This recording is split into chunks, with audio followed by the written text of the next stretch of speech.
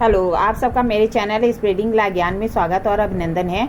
मैं आज आपको भारतीय साक्षर नियम 2023 के कुछ इंपॉर्टेंट क्वेश्चन सॉल्व कराने जा रही हूँ, जो कि बहुत ही इंपॉर्टेंट है और परीक्षाओं में पूछा जा सकता है। इसलिए मेरी वीडियो लास्ट तक देख लीजिए। अगर आपको वीडियो अच्छी लगती है प्लीज़ लाइक करिए, सब्सक्राइब करिए, कमेंट करिए, शेयर करिए, साथ ही बेल आइकन दबा दीजिए ताकि कोई भी नोटिफिकेशन आपको तुरंत ही मिल जाए। पहला क्वेश्चन है कि वे तथ्य जो अन्यथा सुसंगत नहीं है सुसंगत होते हैं। क्या कह रहा? वे तथ्य जो अन्यथा सुसंगत नहीं है सुसंगत होते हैं। ए ऑप्शन है धारा 9 के अंतर्गत, बी है धारा 10 के अंतर्गत, सी है धारा 11 के अंतर्गत और डी ऑप्शन है धारा 12 के अंतर्गत। तो इसमें ए वाला ऑप्शन सही होगा, धारा 9 के अंतर्गत। फिर आगे क्वेश्चन है, जब मन की दशा का अस्तित्व विवादक है और उसका आशय दर्शित करने वाले तथ्य किस धारा के अंतर्गत सुसंगत होते हैं। क्या कह रहा है? जब मन की दशा का अस्तित्व विवादक है और उसके आशय को दर्शित करने वाले तथ्य कब सुसंगत होते हैं। ए ऑप्शन है धारा 12 के अंतर्गत, बी ऑप्शन है धारा 13 के अंतर्गत, सी ऑप्शन है धारा 14 के अंतर्गत, डी ऑप्शन है धारा 15 के अंतर्गत। तो जो है इसमें ए वाला ऑप्शन सही होगा, धारा 12 के अंतर्गत है। जब मन की दशा के अस्तित्व विवादक है उसके आशय को दर्शित करने वाले जो तथ्य हैं वह धारा 12 भारतीय साक्षर अधिनियम 2023 के अंतर्गत सुसंगत है। जबकि जब भारतीय साक्षर नियम 1872 की यह धारा 14 में दिया गया था, लेकिन यहाँ पे धारा 12 में दिया गया है। आगे क्वेश्चन है कि स्वीकृति की परिभाषा दी गई है। स्वीकृति की परिभाषा दी गई है। ए है धारा 15 के अंतर्गत, बी है धारा 16 के अंतर्गत, सी है धारा 17 के अंतर्गत और डी है धारा 18 के अंतर्गत। तो हम भारतीय साक्षर नियम 2023 देखते हैं तो धारा 15 में स्वीकृति को परिभाषित किया गया है। धारा 15 ए वाला ऑप्शन सही है। लेकिन जब 1872 वाली साक्षर नियम एविडेंस एक्ट देखते हैं तो हाँ 17 में परिभाषित है। तो दोनों याद रखिएगा, कभी कुछ भी पूछ सकता है। पुरानी वाली में धारा 17 है, नए वाले में धारा 15 है। आगे क्वेश्चन है कि साक्षी की परिभाषा स्वीकृत की परिभाषा निम्न में से किस कथन का उपयोग किया गया है। स्वीकृत की परिभाषा में निम्न में से किस कथन का उपयोग किया गया है। ए है मौखिक कथन, बी है दस्तावेजी कथन, सी है इलेक्ट्रॉनिक रूप से अंतर्विष्ट कथन, डी है उपरोक्त सभी। तो डी वाला ऑप्शन सही होगा, मौखिक कथन, दस्तावेजी कथन और इलेक्ट्रॉनिक रूप से अंतर्विष्ट कथन, उपरोक्त सभी, डी वाला ऑप्शन सही होगा। आगे क्वेश्चन है कि रेफरी का कथन किस धारा के अंतर्गत सुसंगत है। क्या कह रहा है? रेफरी का कथन किस धारा के अंतर्गत सुसंगत है। ए ऑप्शन है धारा 18, बी ऑप्शन है धारा 19, सी ऑप्शन है धारा 21 और डी ऑप्शन है धारा 22। तो जब रेफरी का कथन देखते हैं तो धारा 18 में सुसंगत है। ए वाला ऑप्शन सही है। फिर आगे क्वेश्चन है, किसी दस्तावेज की अंतर वस्तु के बारे में मौखिक स्वीकृतियां कब सुसंगत होती हैं। क्या कह रहा है?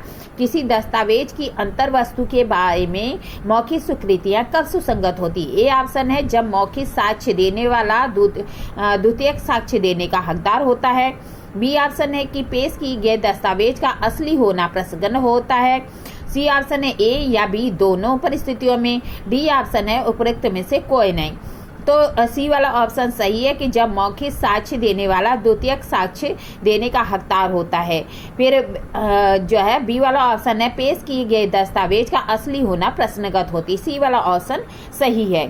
फिर आगे क्वेश्चन है, निम्नलिखित कथनों में सत्य कथन का चयन कीजिए। क्या कह रहा है? निम्नलिखित कथनों में सत्य कथन का चयन कीजिए। ए सिविल मामले में कोई भी स्वीकृति सुसंगत नहीं है। सिविल मामले में कोई भी स्वीकृति सुसंगत नहीं है जब तक कि इस शर्त पर न दी गई हो कि उसका साक्ष्य नहीं दिया जाएगा। क्या कह रहा है कि सिविल मामले में कोई भी स्वीकृति सुसंगत नहीं होती है जब तक कि इस शर्त पर न दिया गया हो कि उसका साक्ष्य नहीं दिया जाएगा। बी है कि पुलिस की अभिरक्षा में ली गई स्वीकृति सुसंगत होती है जबकि मजिस्ट्रेट की साक्षात उपस्थिति में की गई है।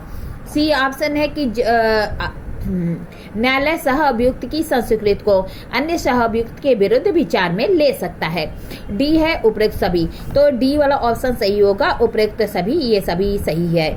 फिर आगे है कि किस धारा में कहा गया स्वीकृति निश्चायक सबूत नहीं है किंतु विबंध कर सकती है। क्या कह रहा है, स्वीकृति निश्चायक सबूत नहीं है लेकिन विबंध कर सकती है। धारा 25, धारा 26, धारा 30 और धारा 31। तो धारा 25 में ये बात कहा गया कि स्वीकृति निश्चायक सबूत कंक्लूसिव प्रूफ नहीं होती है, जबकि एस्टॉपेल के रूप में लागू की जा सकती है। तो 25A ऑप्शन सही है। जब हम पुरानी एविडेंस एक्ट देखते हैं तो उसकी धारा 31 में यह बात कही गई है, जबकि नई जो भारतीय साक्ष्य अधिनियम 2023 है धारा 25 में ऐसा कहा गया है। ए वाला ऑप्शन सही है। आगे क्वेश्चन है कि मृत्युकालीन कथन सुसंगत होता है। मृत्युकालीन कथन सुसंगत होता है तो कहता है कि धारा 26A के अंतर्गत, बी ऑप्शन है धारा 32 के अंतर्गत, सी ऑप्शन है धारा 33 के अंतर्गत, डी ऑप्शन है धारा 35 के अंतर्गत। तो जब भारतीय साक्ष्य अधिनियम 2023 की जो धारा 26A है उसके अंतर्गत डाइंग डिक्लेरेशन मृत्युकालीन कथन सुसंगत होता है, अर्थात ए वाला ऑप्शन सही है। लेकिन देखिए यहाँ पे 32 भी दे दिया है तो आप कंफ्यूज मत होइएगा, क्योंकि जो 1872 वाली एविडेंस एक्ट है उसमें धारा 32 में सुसंगत होता है, लेकिन यहाँ पे 26A में सुसंगत है नई वाले एविडेंस एक्ट में। फिर आगे सॉरी एविडेंस नहीं, साक्ष्य अधिनियम में, ठीक है। फिर आगे क्वेश्चन है कि किस धारा के अंतर्गत पूर्व निर्णय प्रांग न्याय सुसंगत होता है। क्या कह रहा है, किस धारा के अंतर्गत पूर्ण निर्णय प्रांग न्याय सुसंगत तथ्य होता है। ए कहता है धारा 34, बी कहता है धारा 35, सी कहता है धारा 40 और डी कहता है धारा 38। तो ए वाला ऑप्शन सही होगा, धारा 34 के अंतर्गत जो पूर्व निर्णय प्रांग न्याय के रूप में सुसंगत होता है। आगे क्वेश्चन है कि सही सुलेमित क्या है। तो एक ए ऑप्शन है कि विशेषज्ञों की राय, धारा 39 सही है। इलेक्ट्रॉनिक अभिलेख की ग्राह्यता 63 सही है। फिर सबूत का भार 104 सही है। सह अपराधी 138 सही है।